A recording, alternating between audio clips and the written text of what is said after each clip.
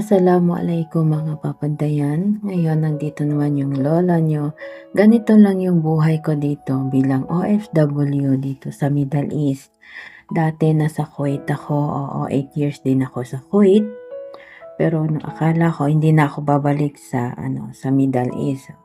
Akala ko yun na yung last na pag umuwi ako mag for good na ako. Yun pala, hindi ko rin yun magagawa kasi nga alam nyo naman sa Pilipinas mga papandayan, hirap din yung buhay natin sa Pilipinas at alam nating lahat yun. Yung tipo na paminsan no choice ka kung hindi gawin yung dapat, kung ano yung sa tingin mo yung makakabuti para sa pamilya mo.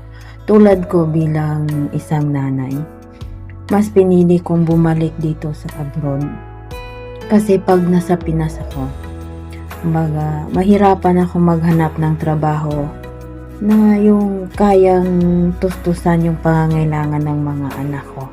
Lalo pa sa edad ko na ngayon, na 42 ako, mahirap nang makahanap ng trabaho sa atin.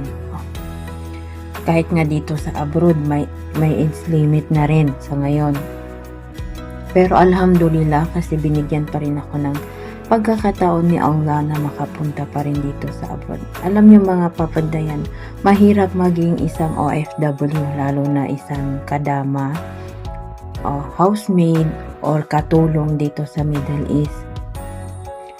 Kasi, kumbaga, yung trabaho namin, hindi katulad ng trabaho pag nasa labas yung mga trabaho nila.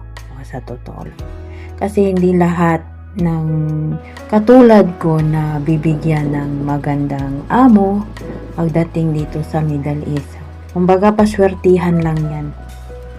Tulad ko, kumbaga lahat ng bagay na may ginadesisyonan ko sa buhay ko, lahat yon is pinapahintulutan ko kay Allah na kumbaga kung lagi kong ginapray sa kanya na kung makakabuti para sa akin at para sa mga anak ko, ay hayaan niya akong gawin yung mga bagay na para sa mga anak ko.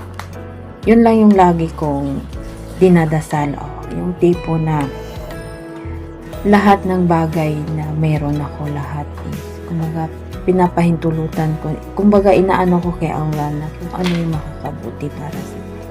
Alam niyo mga papandayan, bilang OFW dito sa Middle East, mahirap. Paminsan yung katulad namin, kumbaga napapagod din kami dito sa ibang bansa, pero mahirap sumuko, lalo na sa isang katulad ko na isang nanay. Mahirap sumuko, mahirap sabihin na pagod ako, lalo pa kung may mga anak ako na umaasa sa akin. Kumbaga sa akin sila kumukuha ng lakas, kahit malayo ako sa kanila, tinatatagan nila yung loob nila. Kumbaga, lahat kinakaya nila. Sa murang edad nila ngayon, nagiging independent na sila kasi wala ako sa tabi nila. Lumaki sila na hindi ako yung kasama nila.